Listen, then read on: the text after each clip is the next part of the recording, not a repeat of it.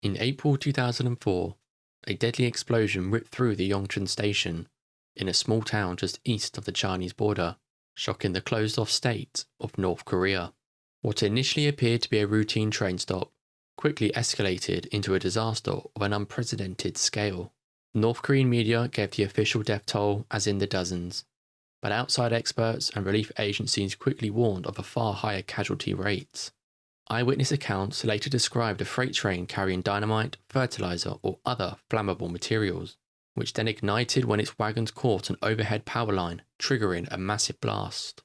The regime made the rare decision to request international assistance, signaling both the severity of the event and the limits of its own capacity to respond. This explosion, which was one of the deadliest in North Korean history, flattened the train station and the surrounding village. North Korea's railway system in 2004 was antiquated and prone to accidents. The network that largely was built and maintained under Japanese occupation handled about 90% of the country's freight transport. Trains were often ran on worn tracks and aging equipment, and accidents were not uncommon. On April 22, 2004, the Ryongchon Station was busier than usual, as two freight trains of supplies arriving from China were undergoing shunting operations. According to South Korean and foreign reports, one train was carrying gasoline and the other was carrying a liquefied petroleum gas, which was possibly fuel aid from China. And unknown to the outside world, a secret visit by Kim Jong-il had just taken him through Ryongchon just hours before. Korean media later noted that Kim had passed through the station on a return trip from China, merely just 9 hours before the explosion. This coincidence fueled speculation, but there was no evidence that this could have been an assassination attempt. On the afternoon of the accident, a collision occurred as workers were coupling and decoupling wagons. Some accounts say wagons were loaded with dynamite, fertilizer, or explosives, and they got tangled in the overhead electrical wires during the maneuvers. And as a result of this entanglement, an intense fireball and blast ensued. The officially declared casualty figures were dramatically lower than the outsider estimates. Pyongyang reported only 54 deaths and 1,249 injuries, whereas international aid agencies that were on site estimated 160 killed and another 1,300 were injured.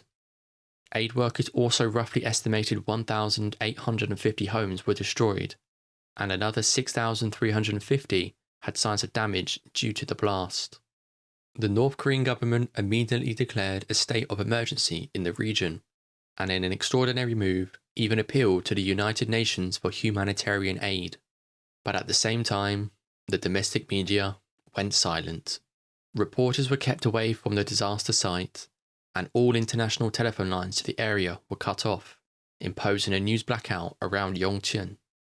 In the days that followed, the few verified details that emerged came from international relief agencies and foreign news services, which pieced together a picture of the calamity.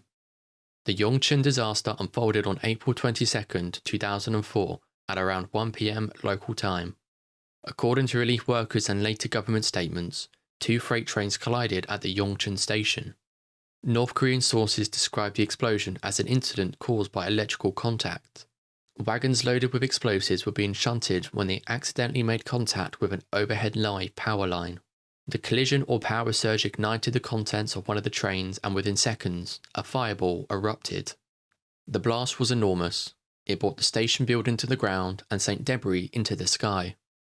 Technicians from North Korea estimated the explosion to be the equivalent of a small earthquake, whereas Chinese officials noted the explosion registering as a minor tremor. Witnesses on the Chinese side of the border, near Dandong, reported seeing debris raining down from the sky.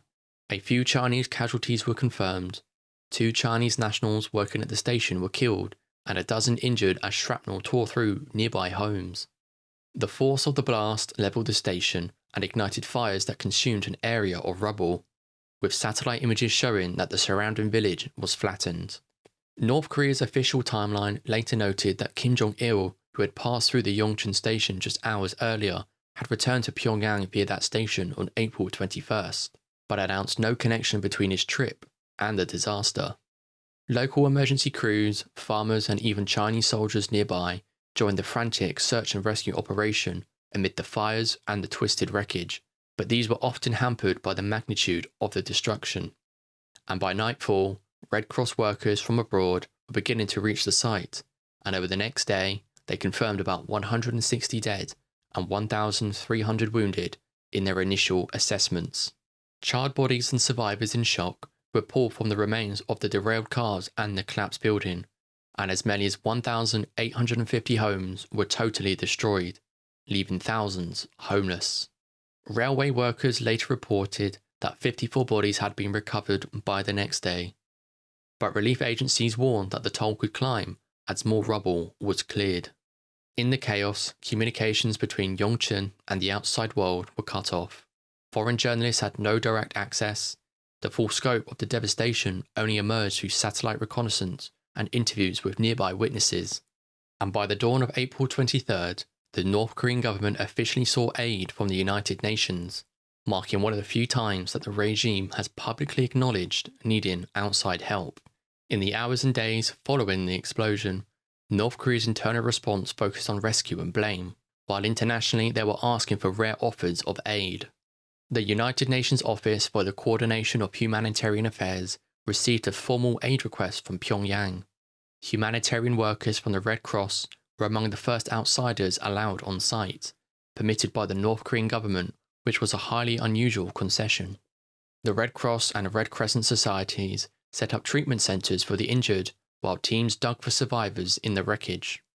Meanwhile, the US government publicly offered assistance, with President George W. Bush's administration pledging $100,000 through the Red Cross, and they were also prepared to send medical supplies and specialists to North Korea if needed. Other countries also stood by from across the world, though official aid records were very minimal. Domestically, Pyongyang's reaction was grim. According to defectors and later government reports, Kim Jong-il held railway officials accountable for the tragedy. One North Korean defector, Tae Yong-ho, later stated that several transport managers were executed in the aftermath. And while the state media remained largely silent on the causes and the damage, they focused only on the appeals for aid and support. The Foreign Ministry's brief statement via TASS News echoed the accident story. It blamed electrical contact among railway wagons carrying ammonium nitrate fertilizer, which was used for canal construction projects.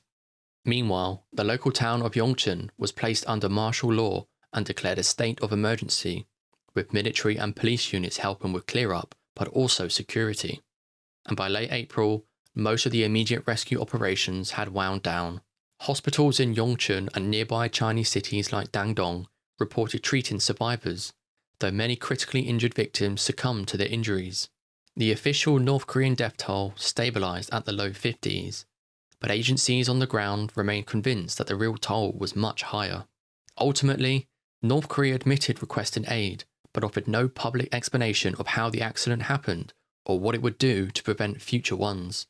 The Ryongchon blast left the local population devastated and the country shaken, but the regime quickly moved on to suppress further information or anybody asking questions. 2 decades after the event, the Ryongchon disaster is still remembered as one of North Korea's worst peacetime tragedies. International analysts note that, as of 2024, it ranked as the second deadliest rail accident in North Korean history, only behind the Dangcheon disaster of 2023, which killed over 400 people when a train lost power going up a steep incline and began to roll back. The absence of detailed official accounts and documents means many questions remain, but the disaster forced the reclusive regime into a brief, unprecedented moment of transparency. In the region, the Ryongchon ruins and the toll on human life left a lasting scar. Schools and homes were lost, families were orphaned, and a strong palpable memory among survivors still remains. The accident did not lead to a sustained overhaul of the railway system, but it exposed the dangers of the country's deteriorating infrastructure and reliance on international fuel support. North Korea's appeal to the UN in 2004 was highly unusual, but it showed that even the Hermit Kingdom might accept outside help after a major disaster. However, the blackout on news and the strict secrecy also became a case study on how the regime controls information. Ryongchon remains a cautionary tale, with scholars and journalists often citing it when discussing North Korea's disaster management and regime priorities. But to this day, any mention of Ryongchon in the North Korean official media is avoided, Its legacy is felt mainly through foreign reports and survivor accounts, but it also serves as a grim reminder of the cost of global isolation and national neglect.